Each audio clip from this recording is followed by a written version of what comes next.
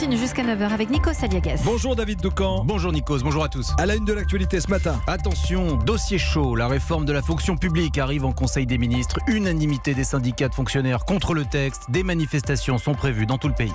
Le peuple algérien a désormais pris l'habitude de rester prudent. Abdelaziz Bouteflika, inapte à exercer le pouvoir, c'est la proposition du chef d'état-major de l'armée, mais les protestataires restent sur leur garde. Nous serons à Alger dans un instant. Et juste après le journal, l'analyse de Vincent Herouet sur la situation en Algérie. Journal que nous conclurons par un bon conseil lecture. Vous avez aimé La Firme ou L'affaire Pélican, John Grisham revient avec Les imposteurs en librairie aujourd'hui. À 8h15, Audrey Crespo-Marin reçoit Richard Ferrand, le président de l'Assemblée nationale. Europe 1. Le coup d'envoi d'une réforme à haut risque ce matin en Conseil des ministres, celle de la fonction publique. Les syndicats de fonctionnaires sont vent debout. Des manifestations sont prévues devant les préfectures. Alors, quelle est l'ambition du gouvernement ? Rendre le service public plus souple en facilitant, par exemple, l'embauche d'agents sous contrat, c'est-à-dire sans le statut protecteur du fonctionnaire de carrière. Olivier Samin. Plus de souplesse, plus d'agilité, mais aussi la volonté d'attirer de nouveaux profils. Voilà ce que le gouvernement met en avant pour justifier ce recours accru aux embauches sous contrat. Avec l'idée que, dans certains métiers de l'administration, il n'est pas nécessaire d'être fonctionnaire de carrière. Les postes peuvent être occupés par des personnes qui ont pu faire leurs preuves précédemment dans le privé et qui y retourneront probablement après. Des postes de haut niveau, ingénieur, par exemple, mais pas uniquement. Cet élargissement des embauches sous contrat concernera toutes les catégories de la fonction publique. Les syndicats voient rouge, rappelant qu'il y a déjà un agent de l'administration sur 5 qui est contractuel et donc précaire. Mais surtout, disent-ils, on voit bien l'objectif qui est poursuivi, s'affranchir des contraintes du statut de la fonction publique qui garantit la continuité du service public. Leur crainte, notamment, c'est qu'en multipliant les embauches sous contrat, l'administration se retrouve confrontée à un turnover élevé qui entraînera une perte de compétences et donc une détérioration du service public. Olivier Samin du service économie d'Europe 1. J'ajoute qu'à travers cette réforme, Gérald Darmanin et Olivier Dussopt, les deux ministres en charge, sont aussi censés tenir une promesse de campagne d'Emmanuel Macron, la suppression de 120 000 postes de fonctionnaires d'ici 2022, dont 50 000 dans la fonction publique d'État. Et puis, ce Conseil des ministres sera le dernier de Nathalie Loiseau, la tête de liste En Marche pour les Européennes, démissionnera. Juste après, cela ouvrira une période de remaniement ministériel. Une information Europe 1, les lycées d'Île-de-France ont 15 jours pour dire s'ils veulent passer au manuel scolaire 100% numérique ou rester comme avant au papier. Oui, et le débat fait rage parmi les proviseurs. Les établissements qui sont déjà passés au manuel sur tablette sont peu nombreux. Exemple au lycée Arago dans le 12e arrondissement de Paris. Reportage Hélène Terzian. Plus besoin de fouiller partout dans son sac pour sortir son manuel. En cours de maths, chacun allume sa tablette fournie par le lycée. Là, par exemple, j'ai les chapitres de maths, le prof il nous les envoie. En ce moment, on fait les géométries dans l'espace. On regarde et il y a tous les exercices. Pour Marina, c'est clair, ce nouvel outil lui facilite la vie. C'est vrai que la différence, on la voit, on la sent, surtout c'est beaucoup plus léger. On n'a pas à ramener tous nos manuels. Ça nous évite même le matin de s'embrouiller, quelle matière on a, quel manuel on doit ramener. La tablette, on l'a toujours dans nos sacs et puis voilà. Certains de ses camarades restent pourtant attachés au papier. Sidonie se sent un peu trop envahie par les écrans. On passe déjà pas mal de temps sur les téléphones, les ordi, les télés. En plus de ça, on nous dit souvent qu'on devrait être décroché, etc. Et c'est contradictoire avec le fait de numériser tous les lycées. Les profs, eux, ne sont pas tous emballés, mais le proviseur qui a fait installer le Wi-Fi partout est convaincu qu'il faut prendre ce virage dès maintenant. Le principal avantage, c'est le nombre de ressources, mini-vidéos, des images d'archives. Il suffit de cliquer sur un bouton pour ouvrir tout un tas de documents que les manuels papier ne vous permettent pas d'avoir. Un moyen aussi de ne pas être prisonnier des mêmes manuels pendant 5 ans, ajoute-t-il, de mettre à jour les contenus régulièrement et surtout de ne pas avoir à tout racheter en cas de changement de programme. Et Hélène Terzian pour Europe 1. Abdelaziz Bouteflika, inapte à exercer le pouvoir. Oui, c'était la déclaration surprise hier du chef d'état-major des armées, Ahmed Gaïd Salah, a évoqué l'application de l'article 102 de la Constitution qui prévoit une destitution pour cause de maladies graves et durables. C'est évidemment une étape majeure, mais les manifestants restent sur leur garde. Reportage de notre envoyé spécial à Alger, Mathieu Bock. Ce sont de timides coups de klaxon qui accueillent la nouvelle dans les rues d'Alger. Beaucoup d'habitants restent méfiants. La déclaration du chef d'état-major Gaïd Salah est vue comme une avancée, mais pas comme une victoire. On espère, du fond du cœur, on espère que c'est sincère ce qu'ils sont en train de faire les militaires.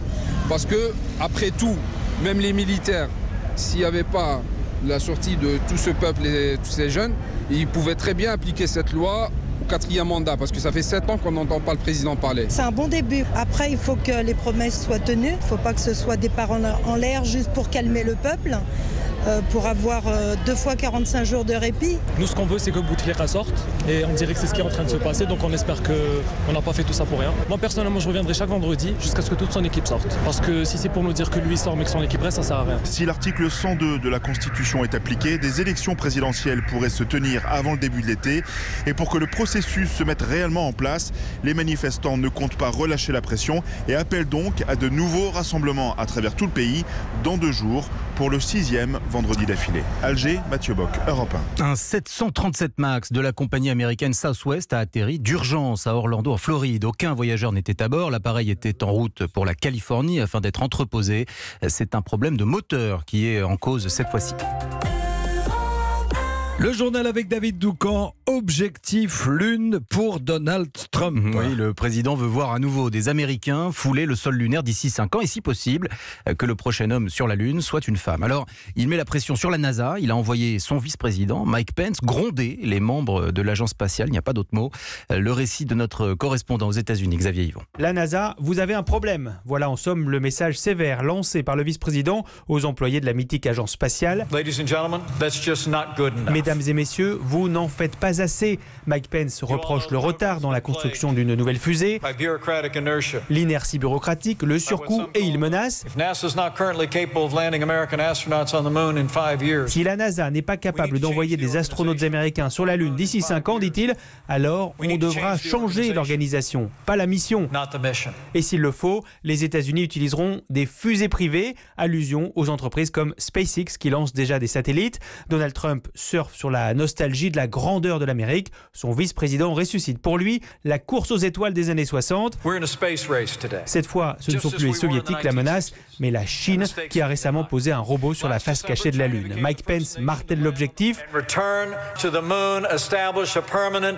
Retourner sur la Lune, y établir une base permanente, d'où partiront un jour les missions pour Mars et au-delà.